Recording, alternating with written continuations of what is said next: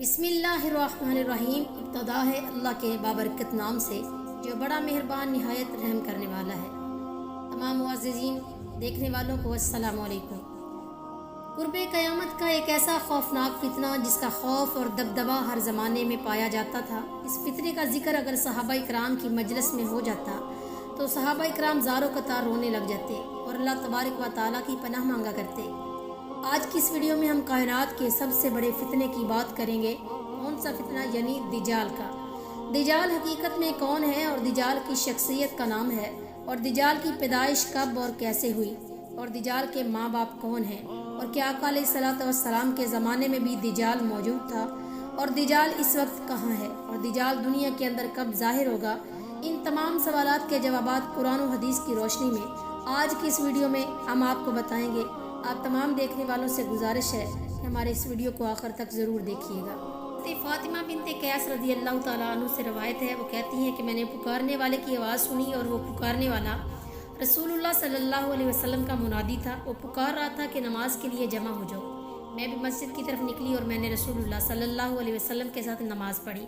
मैं उस सफ़ में थी जिसमें औरतें लोगों के पीछे थी। जब आप सल्लल्लाहु अलैहि वसल्लम ने नमाज़ पढ़ ली तो मिंबर पर बैठे और आप सल्लल्लाहु अलैहि वसल्लम हंस रहे थे। आप सल्लल्लाहु अलैहि वसल्लम ने फरमाया कि हर एक आदमी अपनी नमाज की जगह पर रहे। फिर फरमाया कि तुम जानते हो कि मैंने तुम्हें क्यों इकट्ठा किया है? सहाबा बोले कि अल्लाह और उसका रसूल सल्लल्लाहु अलैहि वसल्लम खूब जानते हैं। तो आका सल्लल्लाहु अलैहि वसल्लम ने फरमाया, अल्लाह की कसम, मैंने तुम्हें रुहबत दिलाने या डराने के लिए जमा नहीं किया, बल्कि इसलिए जमा किया कि तमीमदारी एक नसरानी था। वो आया, उसने बैत की और मुसलमान हुआ और मुझसे एक हदीस बयान की जो इस हदीस के मुवाफिक है जो मैं तुमसे दिजाल के बारे में बयान करता था। उसने यानी तमीमदारी ने बयान किया कि समंदर के जहाज़ में 30 आदमियों के साथ मैं सवार हुआ जो लखम और जिजाम की कौम में से थे। बस उनसे 1 महीना भर समंदर की लहरें खेलती रहीं। फिर वो लोग समंदर में डूबते सूरज की तरफ एक जजीरे के किनारे जा लगे।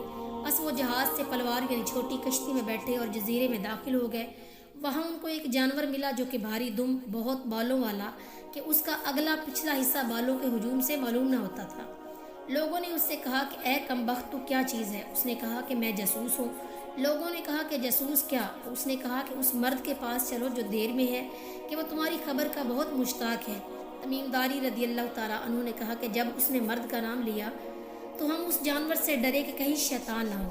तमीम ने कहा, फिर हम दौड़ते हुए यानी जल्दी से देर में दाखिल हुए तो देखा वहाँ एक बड़े कद का आदमी है कि हमने इतना बड़ा आदमी और वैसा सख्त जकड़ा हुआ कभी नहीं देखा। उसके दोनों हाथ गर्दन के साथ बंधे हुए थे और दोनों जानों से टखनों तक लोहे से जकड़ा हुआ था। हमने कहा कि ए कमबख्त, तू क्या चीज़ है? उसने कहा, तुम मेरी खबर पर काबू तो पा ही गए हो, यानी मेरा हाल तो तुमको अब मालूम हो जाएगा। तुम अपना हाल बताओ कि तुम कौन हो? लोगों ने कहा कि हम अरब लोग हैं, समंदर में जहाज़ में सवार हुए थे, लेकिन जब हम सवार हुए तो समंदर को जोश में पाया। फिर 1 महीने की मुद्दत तक लहरें हमसे खेलती रहीं। फिर हम इस जजीरे में आ लगे तो छोटी कश्ती में बैठकर जजीरे में दाखिल हुए। फिर हमें एक भारी दुम का और बहुत बालों वाला जानवर मिला। हम उसके बालों की कसरत की वजह से उसका अगला हिस्सा और पिछला हिस्सा बिल्कुल न पहचान सके। हमने उससे कहा कि ए कमबख्त, तू क्या चीज़ है? तो उसने कहा कि मैं जासूस हूँ।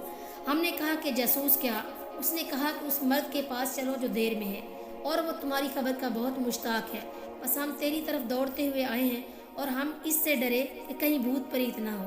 फिर उसने कहा कि मुझे बीसान के नखलस्तान की खबर दो। हमने कहा कि तू इसको कौन सा हाल पूछता है? तू इसके बारे में क्या पूछना चाहता है? तो उस आदमी ने कहा कि मैं उसके नखलस्तान के बारे में पूछता हूँ कि फलता है। हमने उससे कहा कि हाँ फलता है। उसने कहा कि खबरदार रहो, अनकरीब वो ना फलेगा। उसने कहा मुझे तिब्रिस्तान के दरिया के बारे में बतलाओ। हमने कहा तू इस दरिया का कौन सा हाल पूछता है? तो वो बोला कि उसमें पानी है। तो लोगों ने कहा कि उसमें बहुत पानी है। तो उसने कहा अलबत्ता इसका पानी अनकरीब ख़त्म हो जाएगा। फिर उसने कहा मुझे ज़ग़रे के चश्मे के बारे में ख़बर दो। लोगों ने कहा कि उसका हाल क्या पूछता है? उसने कहा कि इस चश्मे में पानी है और वहाँ के लोग इस पानी से खेती करते हैं। हमने उससे कहा कि हाँ, इसमें बहुत पानी है और वहाँ के लोग इसके पानी से खेती करते हैं। तो उसने कहा उम्मीयीन के पैगंबर के बारे में ख़बर दो कि उम्मी पैगंबर के बारे में बतलाओ। लोगों ने कहा कि वो मक्का से निकले हैं और मदीना में गए हैं। तो उसने कहा क्या अरब के लोग उनसे लड़े? हमने कहा हाँ। उसने कहा कि उन्होंने अरबों के साथ क्या किया? हमने कहा वो अपने गिरदोबेश के अरबों पर गालिब हुए और उन्होंने उनकी इक़्ताल بات کو قبول کیا۔ اس نے کہا یہ بات تو ہو چکی۔ ہم نے کہا ہاں۔ اس نے کہا خبردار ہو، یہ بات ان کے حق میں بہتر ہے کہ پیغمبر کے تابع دار ہوں، اور البتہ میں تم سے اپنا حال بتاؤں کہ میں مسیح دجال ہوں، اور البتہ وہ زمانہ قریب ہے کہ جب مجھے نکلنے کی اجازت ہوگی، پس میں نکلوں گا اور سیر کروں گا، اور کسی بستی کو نہ چھوڑوں گا جہاں 40 رات کے اندر نہ جاؤں سوائے مکہ اور مدینہ کے۔ وہاں جانا مجھ پر حرام ہے، یعنی منع ہے۔ جب میں ان دونوں بستیوں میں سے کسی کے اندر جانا چاہوں گا تو میرے آگے ایک فرشتہ بڑھ آئے گا اور اس کے ہاتھ میں ننگی تلوار ہوگی، مجھے وہاں سے جانے سے روک دے گا، اور البتہ اس کے ہر ایک ناکہ پر فرشتے ہوں گے جو اس کے چوکی داری کریں گے۔ سیدہ فاطمہ رضی اللہ تعالیٰ عنہ نے کہا کہ پھر نبی کریم صلی اللہ علیہ وسلم نے اپنی چھڑی ممبر پر مار کر فرمایا کہ طیبہ یہی ہے، طیبہ یہی ہے، طیبہ یہی ہے، یعنی طیبہ سے مراد مدینہ منورہ ہے۔ خبردار رہو، بھلا میں تم کو اس حال کی خبر نہ دوں؟ تو صحاب نے کہا ہاں۔ نبی کریم صلی اللہ علیہ وسلم نے فرمایا کہ مجھے تمیم داری رضی اللہ تعالیٰ عنہ کی بات اچھی لگی، جو اس چیز کے موافق ہوئی جو میں نے تم لوگوں سے دجال اور مدینہ اور مکہ کے حال سے فرما دیا۔ خبردار ہو کہ وہ شام یا یمن کے سمندر میں ہے، نہیں بلکہ وہ مشرق کی طرف ہے، وہ مشرق کی طرف ہے، وہ مشرق کی طرف ہے، مشرق کی طرف بحر ہند ہے، شاید دجال بحر ہند کے کسی جزیرہ میں ہو۔ اور آپ صلی اللہ علیہ وسلم نے مشرق کی طرف اشارہ کیا۔ سیدہ فاطمہ بنت قیاس رضی اللہ تعالیٰ عنہ نے کہا کہ یہ حدیث میں نے رسول اللہ صلی اللہ علیہ وسلم سے یاد رکھی ہے۔ قیامت اور آثار قیامت کو نبی کریم صلی اللہ علیہ وسلم نے احادیث میں وضاحت کے ساتھ بیان کیا ہے، جیسا کہ احادیث میں ہے کہ قیامت اس وقت تک قائم نہ ہوگی جب تک عیسیٰ ابن مریم نازل نہ ہوں گے۔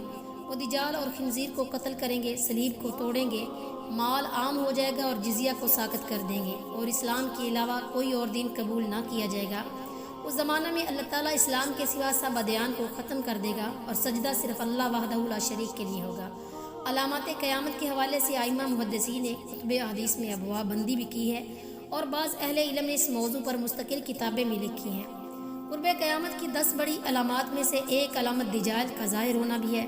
دجال کا فتنہ تاریخ انسانی کی ابتدا سے لے کر انتہا تک کے تمام فتنوں سے بڑا اور خطرناک فتنہ ہے، جس کی بڑائی اور شدت کا اندازہ اس بات سے بھی لگایا جا سکتا ہے کہ ہر ایک نبی علیہ الصلوۃ والسلام نے اپنی اپنی امت کو دجال کے فتنہ سے ڈرایا۔ دجال کا تعارف اور اس کی اقسام۔ دجال کا معنی ہے بہت زیادہ جھوٹا شخص، کیونکہ دجال بھی حق کے ساتھ باطل کو ملا کر جھوٹ بولے گا، اس لیے اسے دجال کہا گیا ہے۔ یہ اولاً خود کو مومن ظاہر کرے گا اور لوگوں کو بھلائی کی طرف بلائے گا، لیکن پھر نبوت کا اور آخر کار الوہیت یعنی خدائی کا دعویٰ کرے گا۔ مشہور ہے کہ اس کی اصل یہود سے ہوگی۔ حکیم الامت مفتی احمد یار خان نعیمی رحمۃ اللہ علیہ فرماتے ہیں دجال 2 قسم کے ہیں، چھوٹے اور بڑے۔ چھوٹے دجال بہت ہوئے ہیں اور ہوں گے۔ ہر جھوٹا نبی، جھوٹا مولوی، صوفی اور جو لوگوں کو گمراہ کرے وہ دجال ہے۔ بڑا دجال صرف ایک ہے جو دعویٰ خدائی کرے گا۔ دجال کا حلیہ کیسا ہوگا؟ مختلف احادیث میں دجال کا حلیہ بتایا گیا ہے۔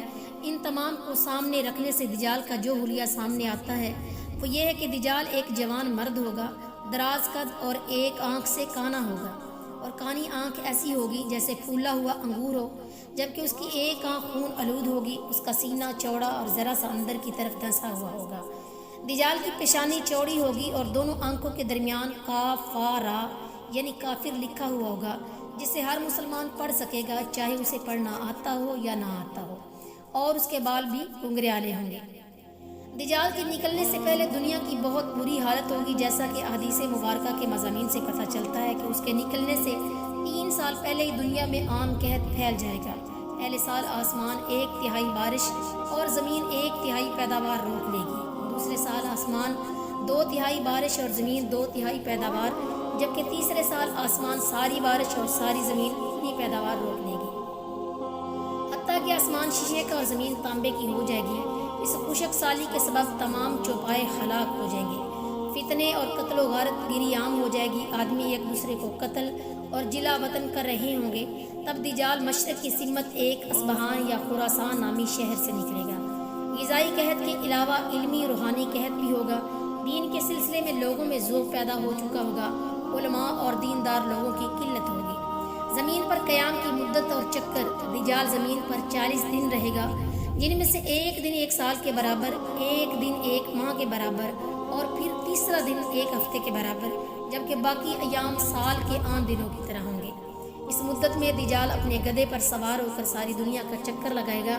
گدھے کا جثہ یعنی جسم اتنا بڑا ہوگا کہ دونوں کانوں کا درمیانی فاصلہ 40 ہاتھ کے برابر ہوگا، اور اس کے گدھے کی رفتار کا یہ عالم ہوگا کہ ایک قدم اٹھائے گا تو 1 میل کی مسافت طے کرے گا۔ روئے زمین کا کوئی میدانی، صحرائی اور پہاڑی علاقہ ایسا باقی نہیں بچے گا جہاں وہ نہ جائے۔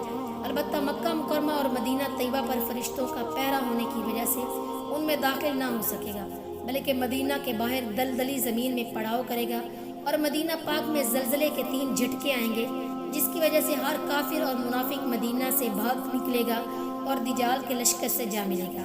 اس روز مدینہ پاک ہر منافق اور فاسق مرد و عورت سے خالص اور پاک ہو جائے گا۔ اس لیے اس دن کا نام یوم الخلاص بھی ہے، اور بعض روایات کے مطابق بیت المقدس اور کوہ طور پر بھی دجال نہیں جا سکے گا۔ دجال طرح طرح کے شعبوں کے ذریعے لوگوں کا ایمان برباد کرنے کی کوشش کرے گا۔ حدیث مبارکہ میں ہے کہ دجال کے ساتھ روٹیوں کے پہاڑ ہوں گے۔ دجال کے پیروکاروں کے علاوہ باقی لوگ سخت تکلیف میں ہوں گے۔ اس کے ساتھ 2 نہریں ہوں گی، جن میں سے ایک کو جنت اور دوسری کو دوزخ کہے گا۔ در حقیقت جسے وہ جنت کا نام دے گا وہ دوزخ، اور جسے وہ دوزخ کا نام دے گا وہ جنت ہوگی۔ اس کے کہنے پر آسمان سے بارش برسے گی، اور لوگوں کے سامنے وہ ایک شخص کو قتل کر کے پھر زندہ کر دے گا۔ دجال کے فتنوں کی وجہ سے اہل ایمان سخت پریشانی اور تنگی کے عالم میں بھاگ کر دخان نامی ایک پہاڑی میں پناہ لیں گے، لیکن دجال ان کا پیچھا کر کے پہاڑ کا گھیرا کر لے گا۔ اہل ایمان سخت بھوک اور تکلیف میں مبتلا ہوں گے۔ اب اللہ تعالیٰ حضرت سیدنا عیسیٰ علیہ السلام کو نازل فرمائے گا۔ حضرت سیدنا عیسیٰ علیہ السلام کو دیکھتے ہی دجال ایسے گھلے گا جیسے پانی میں نمک گھلتا ہے، اور آپ علیہ السلام دجال کو مقام لط پر قتل کریں گے، اور اس کے پیروکاروں میں سے کسی ایک کو بھی زندہ نہ چھوڑیں گے۔